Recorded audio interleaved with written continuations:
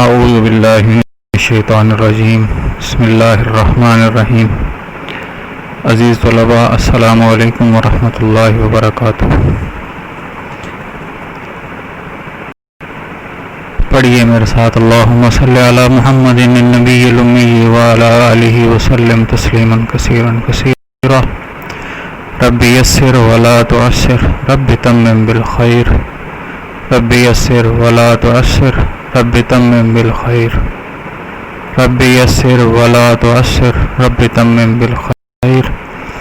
اللہم صلی علی محمد النبی الامی وعلی آلہ وسلم تسلیما کثیرا کثیرا۔ عزیز طلباء، آپ کا سبق خوش خلقی چل رہا ہے، اس کی ریڈنگ ہو چکی، الفاظ معنی لکھے جا چکے ہیں، مشقی سوالات ہم حل کر چکے ہیں۔ اب ہم اس سبق میں سلیس کے چنیدہ پیراگراف کریں گے۔ یہ ضروری نہیں ہے کہ پیپر میں انہی پیراگراف میں سے سوال آئے، یہ ہم پریکٹس کے لیے کریں گے، اور جو پیپر سیٹر ہے اسے مکمل اختیار ہوگا کہ وہ جہاں سے چاہے سلیس کو اٹھا سکے۔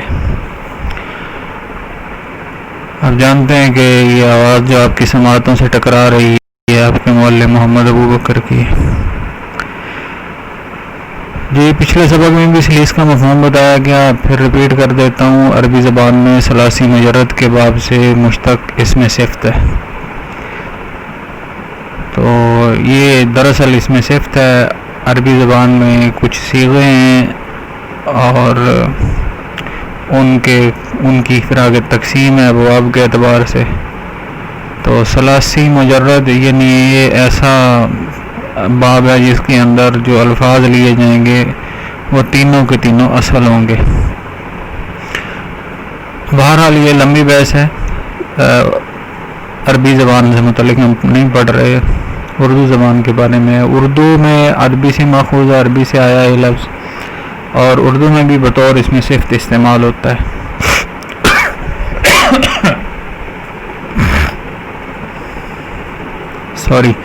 اس کے عام معنی ہے جی آسان، سہل، عام فہم۔ کسی بھی تحریر کو، تقریر کو آسان، سہل اور عام فہم بنانا سلیس کہلاتا ہے۔ یہ آپ کا سبق خوش خلقی، ہمارا مقصد تدریس بھی یہی ہوگا کہ سلیس اردو ہم سیکھ سکیں۔ پہلا پیراگراف ہے جی کہ وہ خاتون نہایت متقی اور پرہیزگار تھیں، بلکہ بے حد خوش اخلاق بھی تھیں۔ ذوق کے باوجود سارا دن یاد الہی میں مصروف رہتی اور ہر چھوٹے بڑے کے ساتھ خوش خلقی سے پیش آتی۔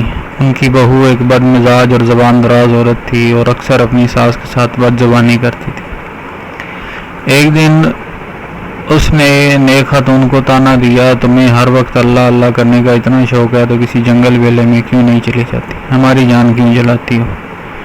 تو یہاں تک یہ پہلا پیراگراف ہوگا، اس کی ہم سلیس کریں گے۔ آئیے دیکھتے ہیں سلیس کیسے کی جائے گی۔ آپ کو سکھایا تھا کہ ہم کاپی پر بھی وہی ترتیب اپنائیں گے جو کہ پیپر میں اپنائی جائے گی۔ تو یہ پیراگراف کا اشاریہ لکھیں گے۔ اشاریہ جو ہے وہ پہلے 3 لفظ اور آخری 3 لفظ، درمیان میں ڈاٹڈ لائنز۔ پیراگراف مکمل لکھنے کی ضرورت نہیں ہے، میں نے تو آپ کو پورا پیراگراف دکھایا ہے، یہ صرف آپ کی پہچان کے لیے۔ آپ جب پیراگراف نمبر 1 لکھیں گے تو پہلے اور آخری 3 لفظ لکھنے کے بعد درمیان میں ڈاٹڈ لائنز لگا دیں گے۔ اس کے بعد آپ کی ہیڈنگ ہوگی سبق کا نام۔ ایک اور ہیڈنگ ہوتی ہے مصنف کا نام، چونکہ ہمارے اسباق میں مصنفین کا نام نہیں دیا گیا لہذا ہم اس ہیڈنگ کو سکپ کریں گے۔ تو ہیڈنگ ہوگی خوش خلقی، سبق کا نام پہلی، اور دوسری ہیڈنگ ہوگی مشکل الفاظ کے معنی۔ اب دیکھتے ہیں جی اس پیراگراف کے مشکل الفاظ کون کون سے ہیں۔ متقی، اللہ سے ڈرنے والا، پرہیزگار، گناہوں سے بچنے والا، خوش اخلاق، اچھے اخلاق والا۔ اس کے بعد ہے جی ضعف، پیری، بڑھاپا۔ یہ پہلے بتایا تھا، ضعف پیری فارسی کا لفظ ہے، پیر کے معنی ہوتے ہیں بوڑھا۔ تو ضعف کمزوری، ناتوانی، تو بڑھاپے میں بھی، پیری میں بھی انسان کے اندر ناتوانی، کمزوری کے آثار ظاہر ہو جاتے ہیں، لہذا ضعف کا ترجمہ پیری اور بڑھاپا کیا گیا۔ ایک ترجمہ کمزوری بھی ہو سکتا ہے. یاد الہی اللہ کی یاد. مصروف مشغول. بہو بیٹے کی بیوی. بیٹے کی جو بیوی ہوتی ہے اسے بہو بولا جاتا ہے. اس کے بعد جی زبان دراز, زبان کا غلط استعمال کرنے والا. بد زبانی, برا بلا کہنا, تانا, چبھتی بات, مذمت کرنا, کسی کو ٹانٹ کرنا, کسی کو اس طریقے سے بات کرنا کہ وہ بات اسے بری محسوس ہو. جان جلانا, بے حد غصہ دلانا. جی سلیس اردو شروع ہو رہی ہے اب. یہ خاتون نہ صرف اللہ سے بہت زیادہ ڈرنے والی, متقی کا ترجمہ آ گیا. یہ خاتون نہ صرف متقی اور پرہیزگار تھیں بلکہ بہت زیادہ خوش اخلاق بھی تھیں. تو اب دیکھیے اس پورے جملے کا ترجمہ کیسے کیا گیا. سلیس, یہ خاتون نہ صرف اللہ سے بہت زیادہ ڈرنے والی اور گناہوں سے بچنے والی تھی بلکہ بہت زیادہ اچھے اخلاق کی حامل بھی تھی. بڑھاپے کے باوجود سارا دن اللہ کی یاد میں مشغول رہتی. وہاں تھا یاد الہی تو اسے بدلا اللہ کی یاد. اس کے بعد ہے جی اور ہر چھوٹے بڑے کے ساتھ وہاں تھا جی خوش خلقی سے پیش آتی. یہاں ہے اچھے اخلاق سے پیش آتی. ان کی بہو, تو بہو کا ترجمہ یہاں لکھا جا چکا ہے جی. ان کے بیٹے کی بیوی برا مزاج رکھنے والی اور زبان کا غلط استعمال کرنے والی عورت تھی. ایک بد مزاج اور زبان دراز عورت تھی. تو ترجمہ ہو گیا. میں خیال کرتا آپ یہ بات سیکھ رہے ہیں ساتھ ساتھ. اکثر اپنی ساس کو برا بلا کہتی رہتی. ایک دن اس نے اپنی ساس کو چبھتے ہوئے لہجے میں کہا کہ تمہیں تانا دیا. یہ اس کا ترجمہ ہے جی. اپنی ساس کو چبھتے ہوئے لہجے میں کہا کہ تمہیں ہر وقت اللہ اللہ کرنے کا اتنا ہی شوق ہے. تو یہ ہاتھ نہیں ہے جی, ہے شوق ہے تو تم کسی جنگل یا ویرانے میں کیوں نہیں چلی جاتی. بیلے کا ترجمہ میں نے ویرانے سے کیا. ہمیں ہر وقت کیوں غصہ دلاتی رہتی ہوں. جی یہ آپ کا پہلا پیراگراف جو ہے اس کی سلیس مکمل ہو چکی ہے. امید ہے آپ یہ سیکھ گئے ہوں گے. چلتے ہیں جی نیکسٹ کی طرف. Paragraph number 2. بڑی بیوی نے کہا یہ موسم کہاں, یہ تو قدرت کا حسین انعام ہے. اس نعمت کے تو بے شمار فائدے ہیں. یہ نہ ہو تو پانی کہاں سے آئے, فصلیں کیسے اگیں. یہ عنایات تو برسات سے ہیں. پھر اس موسم کی اپنی رنگینی ہے. یہ سوندھی سوندھی خوشبو مشک و عنبر سے زیادہ معطر ہے. برسات کے کھانوں اور کھیلوں کی اپنی بات ہے. یہ تو اللہ کا انعام ہے, انعام. جی طریقہ کار سیم وہی. سبق کا نام خوش خلقی. مشکل الفاظ کے معنی حسین انعام, خوبصورت تحفہ, بے شمار, بہت زیادہ, عنایات, مہربانی. اس کے بعد جی رنگینی, رنگا رنگی, مختلف رنگوں کا ہونا. سوندھی سوندھی خوشبو, گلی مٹی کی مہک. یہ سکھایا تھا پہلے آپ کو. مشک وہ خوشبودار مادہ جو ہرن, ہزن نہیں جی, ہرن کی ناف سے نکلتا ہے. عنبر سمندر کی جھاگ سے حاصل ہونے والی خوشبو. تحفہ, انعام. سلیس اردو جی. بڑی بیوی نے کہا یہ موسم نہیں ہے بلکہ اللہ کا خوبصورت تحفہ ہے. ہاں تھا جی اللہ کا حسین انعام ہے. تو ترجمہ کر دیا گیا اللہ کا خوبصورت تحفہ ہے. اس نعمت کے تو بے شمار فائدے ہیں. تو بے شمار کا یہاں ترجمہ آ گیا جی, بہت زیادہ فائدے ہیں. یہ موسم نہ ہو تو پانی کہاں سے آئے, فصلیں کیسے اگیں. یہ ساری مہربانیاں, عنایات کا ترجمہ آ گیا جی. تو برسات کی بدولت ہی ہیں. پھر اس موسم کی اپنی رنگینی ہے. رنگینی کا ترجمہ یہاں آ گیا جی, رنگا رنگی ہے. سوندھی سوندھی خوشبو کا آ گیا جی. یہ گلی مٹی کی مہک, ہرن کے نافے سے نکلنے والی خوشبو اور سمندر کی جھاگ کو جلانے سے حاصل ہونے والی خوشبو. دیکھیے جی مشک و عنبر کا ترجمہ کیسے ایڈ کیا گیا ہے. دوبارہ دیکھتے ہیں. مشک کا ترجمہ کیا گیا جی سوندھی سوندھی مہک. سوندھی سوندھی خوشبو کا ترجمہ ہوگا جی یہ گلی مٹی کی مہک. آگے مشک و عنبر. مشک کا ترجمہ ہو رہا ہے جی ہرن کے نافے سے نکلنے والی خوشبو. اور واؤ کا ترجمہ آ گیا. اور عنبر کا ترجمہ ہے جی کہ سمندر کی جھاگ کو جلانے سے حاصل ہونے والی خوشبو. مشک و عنبر کی خوشبو سے زیادہ معطر ہے. برسات کے کھانوں اور کھیلوں کی تو اپنی بات ہے. برسات کے کھانوں اور کھیلوں کی اپنی بات ہے. یہ تو اللہ کا انعام ہے, انعام. इनाम का तर्जुमा आप तोहफा भी कर सकते हैं। अगला पैराग्राफ है जी, खुश मिजाज बड़ी बी की पड़ोस में एक बद मिजाज बुढ़िया रहती थी जो बात बात पर काट खाने को दौड़ती थी और उसकी ज़बान पर अंगारे रखे रहते थे।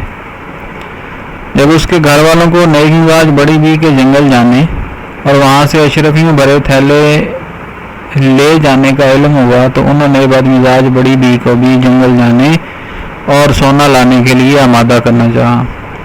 बड़ी बी ने पहले तो हस्बे आदत ने उन्हें खूब बुरा भला कहा, मगर फिर अशरफियों के लालच में वो जंगल जाने को तैयार होगी। वो अपने साथ पान दान, उगाल दान और ज़रूरत की दूसरी चीज़ें भी लेकर चली। तो ये पैराग्राफ निशानदर्द कर लीजिए जी, ये आपका तीसरा पैराग्राफ होगा। आइए देखते हैं इसकी सलीस। तो आपकी पहली हेडिंग होगी जी, सबक का नाम खुशखुल्की, फिर मुश्किल अल्फाज की मानी, बद मिजाज बुरे मिजाज वाला, काट खाने को दौड़ना, बहुत ज़्यादा गुस्सा करना, अंगारे जलते हुए कोयले। उसके बाद जी नेक मिजाज अच्छे मिजाज वाला, आमादा कायल हस्बे आदत आदत के मुताबिक, पानदान पान रखने का बर्तन, उगालदान वो बर्तन जिसमें पान की पीक थूकते हैं। आपको बताया था कि पान के अंदर जो आइटम इस्तेमाल किए जाते हैं मसलन चूना, कत्था, छालिया, सौंफ वगैरह, तो ये जब मुंह में इसे चबाया जाता है तो मुंह के लुआब के साथ उन दूसरी चीज़ों के रिएक्शन की वजह से एक लिक्विड सा पैदा होता है जिसे पीक बोलते हैं। ये जिस बर्तन में वो पुराने ज़माने में लोग थूका करते थे, चूँकि ये रंगीन होता है, कलर्ड होता है, तो जहाँ गिरता है वहाँ अपना दाग छोड़ जाता है। तो बड़े बूढ़े जो थे वो जो पान इस्तेमाल करते थे तो वो इसे अलग बर्तन में थूकते ताकि उसे कहीं ऐसी जगह ज़ाया किया जाए जहाँ निशान जो है वो बुरा महसूस ना हो। तो ये मखसूस बर्तन होता था, इसे उगालदान कहा जाता था। पहले भी आपको बताया गया जी, दोबारा मैंने कहा जी आपको आगाह कर दिया जाए। सलीस उर्दू जी, ये बड़ा खूबसूरत पैगाम है कि आप खुद कोशिश कीजिए।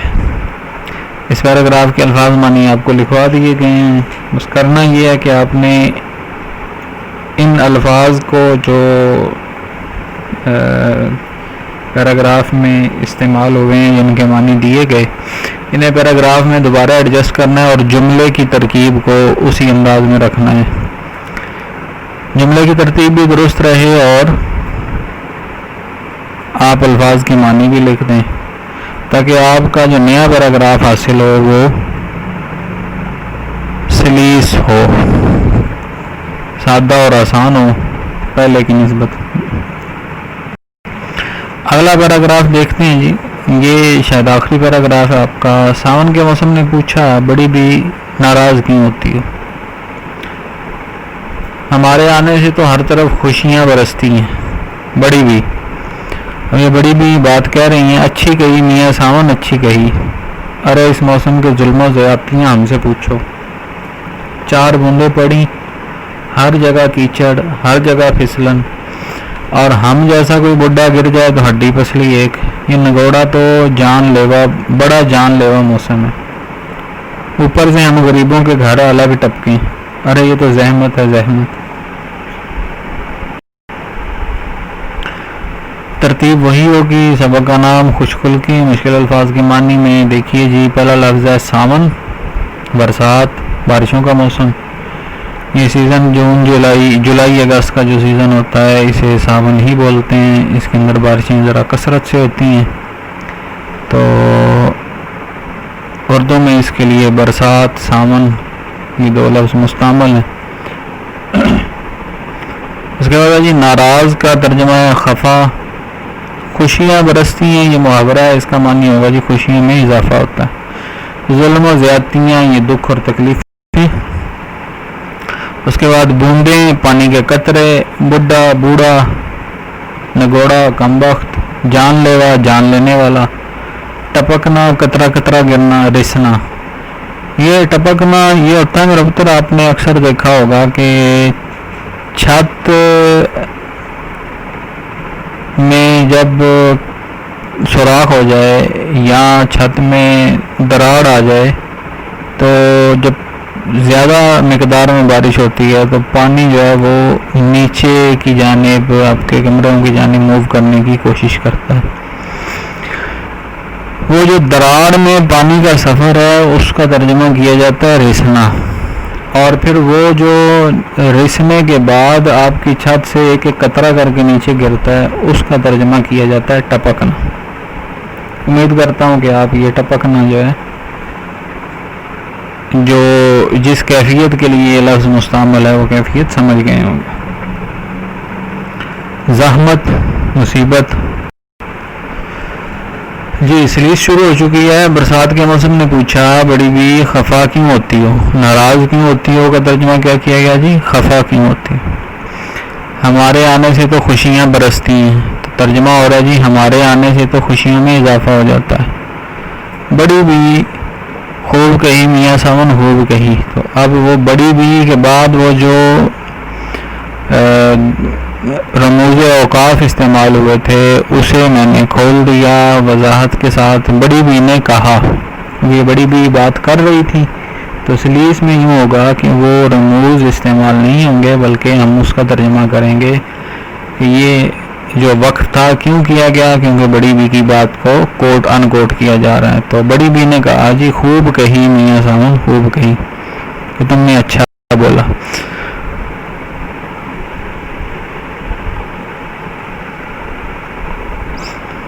ارے اس موسم کے دکھ اور تکلیفیں کوئی ہم سے پوچھے، وہاں تھا اس موسم کی ظلم و زیادتیاں کوئی ہم سے پوچھے، تو ان کا ترجمہ آگا جی اس موسم کے دکھ اور تکلیفیں کوئی ہم سے پوچھے۔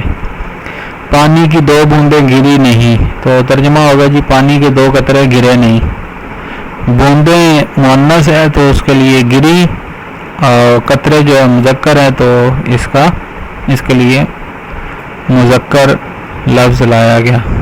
پانی کے دو قطرے گرے نہیں اور ہر جگہ کیچڑ اور پھسلن بنا نہیں، تو وہاں تھا جی اور ہر جگہ کیچڑ ہر جگہ پھسلن، اور ہم جیسا کوئی بڈھا گر جائے تو ہڈی پسلی ایک، تو اس کا ترجمہ کیا جا رہا ہے جی ہر جگہ کیچڑ اور پھسلن بنا نہیں۔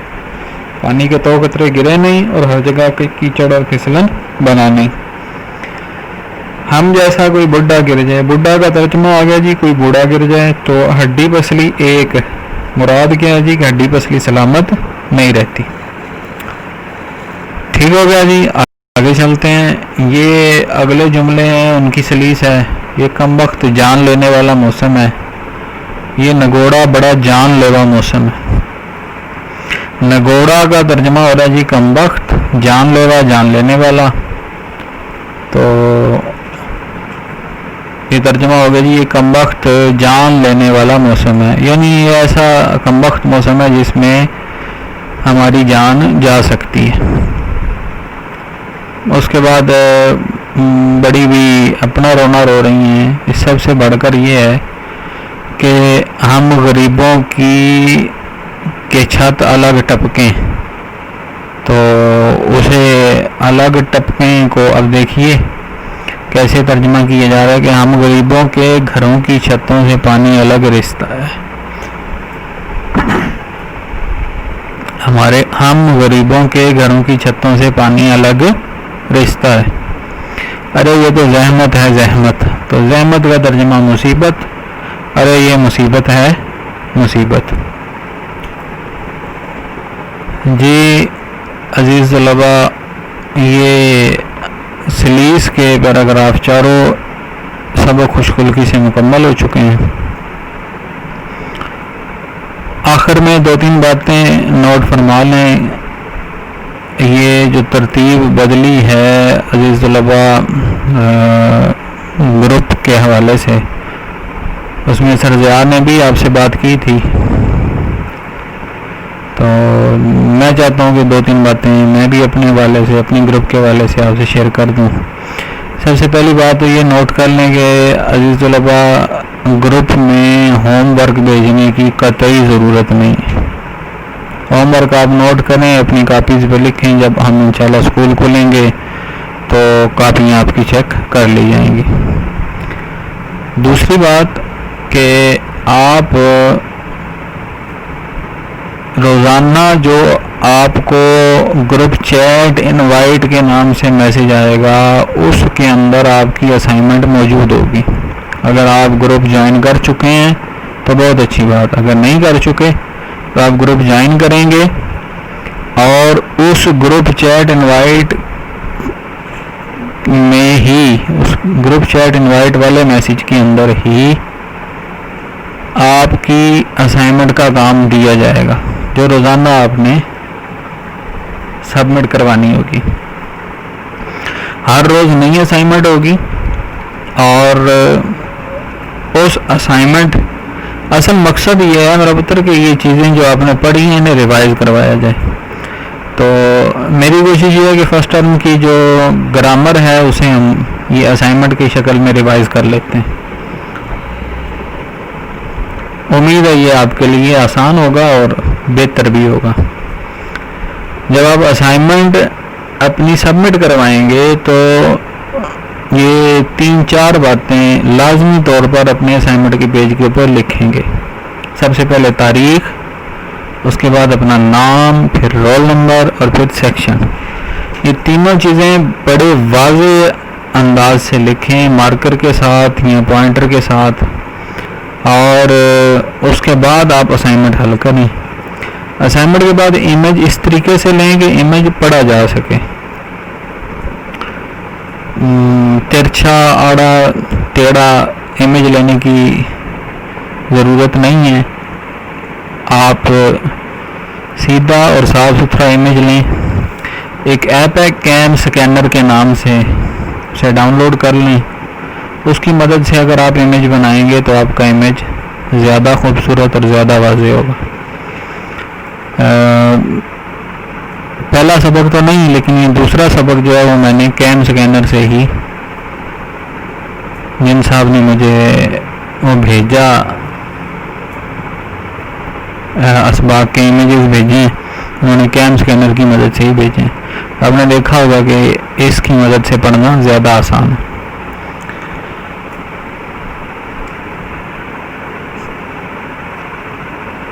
امید کرتا ہوں کہ آپ کو جو باتیں بتائی گئی ہیں آپ ان پر عمل کریں گے اور یہ باتیں آپ کے لیے نفع مند ہوں گی۔ درود شریف کی کثرت کیجیے، وبا کے دنوں میں درود شریف سے بہتر کوئی علاج نہیں، کوئی وظیفہ نہیں۔